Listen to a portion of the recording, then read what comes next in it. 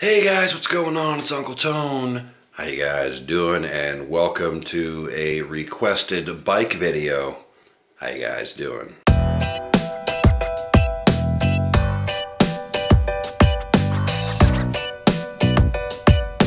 Some of you a while back when I mentioned that I was getting new wheels for Alice said that you would be interested in seeing sort of a tutorial video on how to install the wheels and upgrade my drivetrain and stuff, and all the stuff I was doing. A fixing up Tone's bike for the spring video. So I was like, okay, cool beans, I can do that. So I figured I would share that with you guys. This video is going to kind of be shot over a period of time since some of the parts I purchased aren't even here yet. And spring's still like a month away, so it's not something I'm going to be finishing and then heading out and going for a ride because it's still winter at the moment. But there are a few things I can do to get ready for when the parts arrive and when I'm ready to switch everything over. And one of them is get the wheels ready to install. So that is what I'm going to show you guys to do today. Cool beans. When you first purchase a set of wheels, more often than not, they're going to come like this. All of these spoke holes where these spokes go through the rim to lace up the wheels will be open. You're going to need to cover those. They do make rim strips for this, which I can see I have right here, a rim strip. I hate these because they can move around inside the rim and then the tube's in there and actually expose the holes and cause punctures. I hate those. We don't use those here. We don't use those here at all. What I do, these are the wheels that are actually going on my bike, is this set of wheels right over here. The A-Class CXD5 wheel set. 8, 9, 10, and 11 speed compatible, so my 1x10 setup will work just fine. Nice sealed cartridge bearings. Disc compatible. You see they have a disc brake rotor mounts there. Disc brake compatible, 700C, also known as 29-inch. Cool beans. I have already gone ahead and taped these up already before I decided to do these videos. So I'm going to go ahead and show you how to do it on these wheels. This wheel is an Easton Circuit wheel. Came off of Scotty's bike, that's now my bike. Apparently when Scotty got these wheels, he just used the rim strips and didn't tape them. I noticed this a little while back when I stole a tube out of the front wheel to put in Alice because I got a flat tire and didn't have any spare tubes, and noticed that he still had rim strips in these. So we're going to go ahead and rectify that problem right now and tape these rims. So first up, I'm going to show you how to tape the rims. Now there are a couple of different kinds of tape you can use for this. You can go to a bike shop and buy rim tape, which is kind of pricey actually. I think it's somewhere in the neighborhood of $8 to $10 a roll, and you can only get 2-3 wheels out of it. It's pretty pricey, and we don't use that here. What I am using is easily available at any local hardware store. This is rubberized electrical tape. That is what I use. Really easy, really cheap. You can pick it up at virtually any hardware store, and I have been using this for years, and I can testify to the fact that this works perfectly. So what you're going to do is first find the spoke hole, the rim valve hole, not the rim hole, the valve hole, where you insert the tube in through the rim, and you're going to start there and lay that down here in the center like so, and start there. And then you're just going to slowly work your way around. Don't pull it super tight. Just kind of lay it in there. Not pulling super tight. Taut, but not super tight. And work your way all the way around the rim twice. That's pretty much what you're going to do. I like to put a double wrap on it, just to make sure that over time we don't have problems. So there you go. Just kind of work your way all the way around, laying it into the rim. Making sure you keep it in the center of the rim because you don't want it going up onto the bead of the rim or the tire mounts, because that'll prevent you from mounting tires properly. And work your way all the way around the rim 2 times.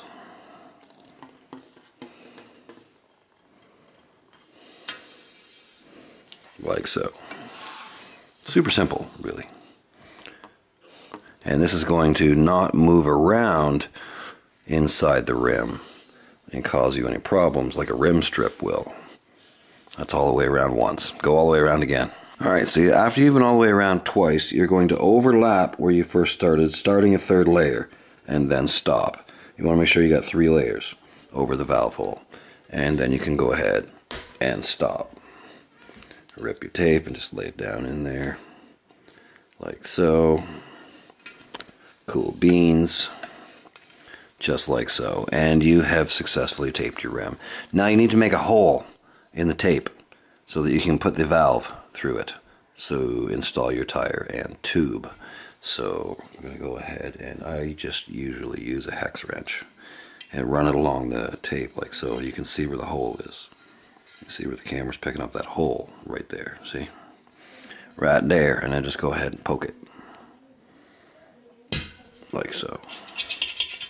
Just like so. And make a hole that you can put the valve through. No need to clean it up. Just leave it like that. The valve will press itself in there. Particularly on a road bike rim like this, it's going to be run at anywhere around 60 to 70, 80 psi. There's going to be quite a bit of pressure inside the rim there.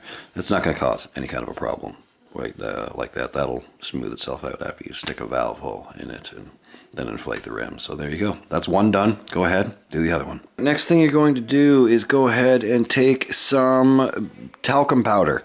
Here I have some good old baby powder. That's all it is. Doesn't matter if it's Johnson & Johnson. Doesn't matter if it's no-name brand. All it matters is that it's talcum powder. And you're going to sprinkle a little bit here into the rim. Spread the tire a little bit. I can't do this because I'm holding the tire up with one hand. I would need to be able to set this down.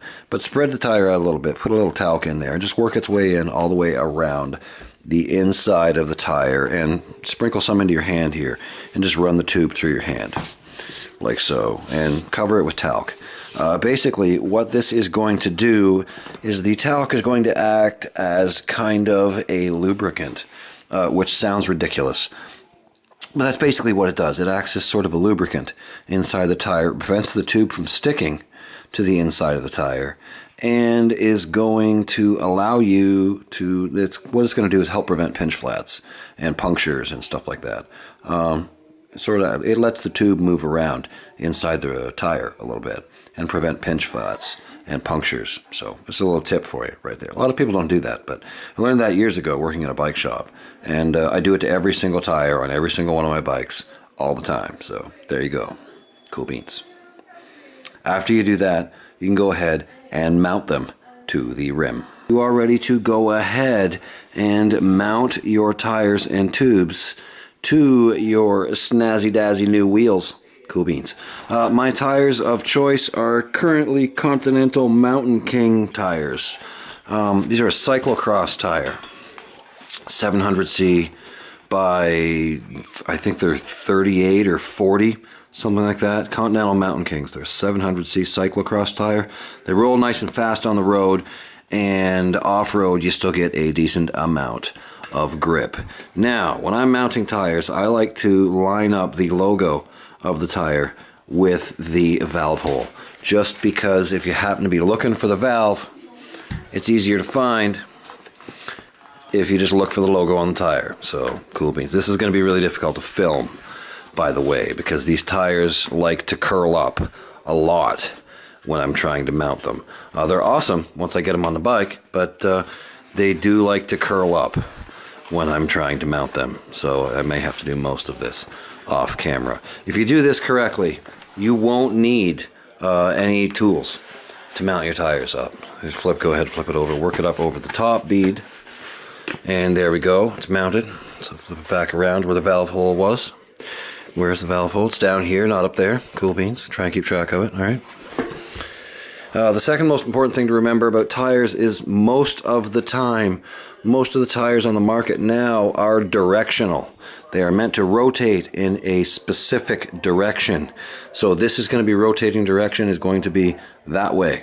As you're riding the bike, it moves forward this way. So the tires need to rotate in this direction. Basically, you're going to want to make sure the chevrons are making a V shape. You don't really need to look on the side of the tire. If it has chevrons like this, make sure they're making a V shape facing forward, and you should have the correct rotational direction. Cool beans. I'm going to go ahead and take your tube, Slip it inside your tire while you knock your camera over, because that's what you do. This is difficult to film all by yourself. Make that little, remember that little punch hole we made there earlier? Just shove the tube through it. Cool beans. And then go ahead, lift the tire up and over the tube and slide it in side of the tire like so.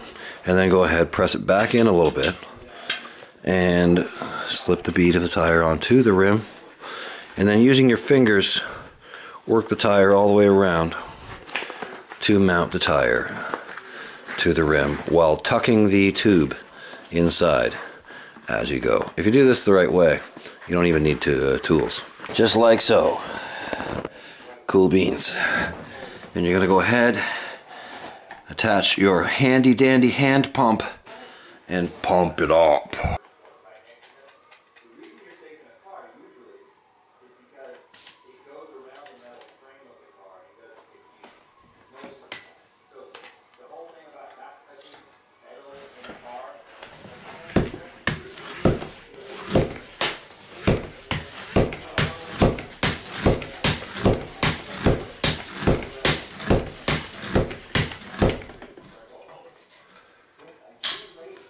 Once I get some air into it, I like to just go around and check and make sure the bead of the tire is seated all the way properly around the rim, and then go ahead and pump it up the rest of the way. Just like so. She's all pumped up and ready to go. Now go ahead and do the other one.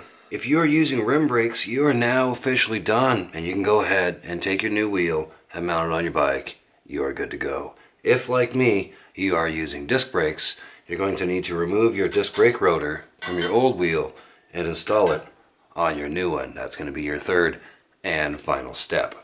Cool beans. To do this, you are going to need a T25 Torx wrench like this one, or like I am using, a ratcheting screwdriver with a T25 bit.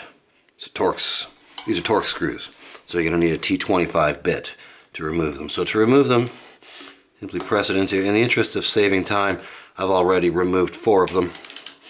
And then they're going to be snug, so they're not going to be super easy to remove. These need to be torqued down fairly tightly. Let me adjust my camera angle here a little bit. These need to be tightened down fairly tightly, not insanely tight, but pretty tight. So they're going to be difficult to remove. That's kind of the whole point. So there you go. Once you've done this and removed them, you can go ahead and move the rotor over to your new wheel. Once you've removed the rotor from the old wheel, you can go ahead and install it on the new one. Much like tires earlier, disc brake rotors are directional. As you can see here on the rotor, there is an arrow pointing in the rotating direction of, right here by my finger, of the rotating direction of the rotor. Figuring this out can be more difficult, but there is a really easy way to do it, and that is make sure that the writing on the rotor faces the outside of the wheel, not the inside. If you look at the inside of the rotor, you can see there is no writing on it whatsoever. Almost always the writing is on the outside of the disc brake rotor, so make sure that faces the outside of the wheel and you got the right rotating direction.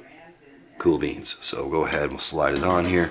Line up the bolt holes like so, and then take our bolts. Shimano uses these little clip things to clip pairs of bolts together. I don't know why, but they do, so there you go. Cool beans. Just make sure you put everything back on the way it came off, basically. Chances are very good that you're going to have the same kind of rotor mounts as I do. There is a different system out made by Shimano called Center Lock. It uses a spline with a lock ring, but it's not nearly as common as the standard 6-bolt mounts. So it's usually for higher end Shimano stuff, and it's not really super common. So, you know, chances are pretty good you're going to have the same 6-bolt system here that I have.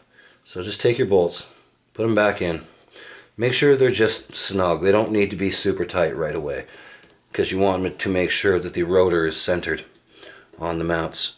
So install all 6 bolts, but just finger tight. They don't need to be super tight when you're first installing them.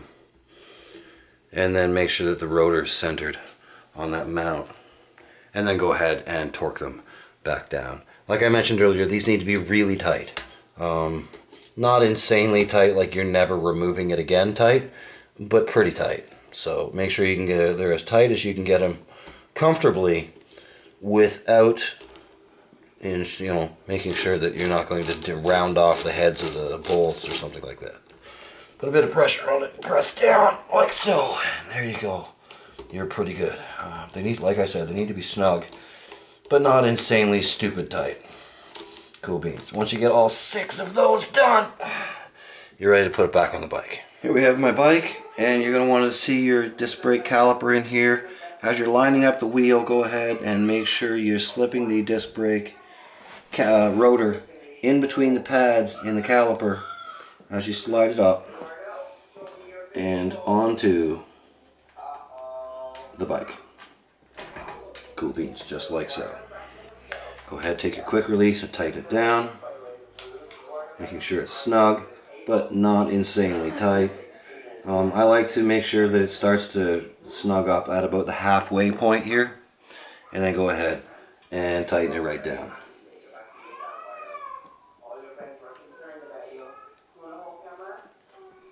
Like so. And you are good to go. You're done. You have just mounted a new wheel to your bike. Cool beans. You have just mounted a new wheel to your bike. Looks pretty rad. Thanks for watching. I hope you guys enjoyed this one. I will have the drivetrain video coming up for you guys next week on Thursday. So look forward to that one. If you have any other suggestions of bike videos you would like to see, leave them in the comment box down below, and I'll see if I can do something on those too. Cool beans. Thanks for watching. We'll see you in the next one. Rock on.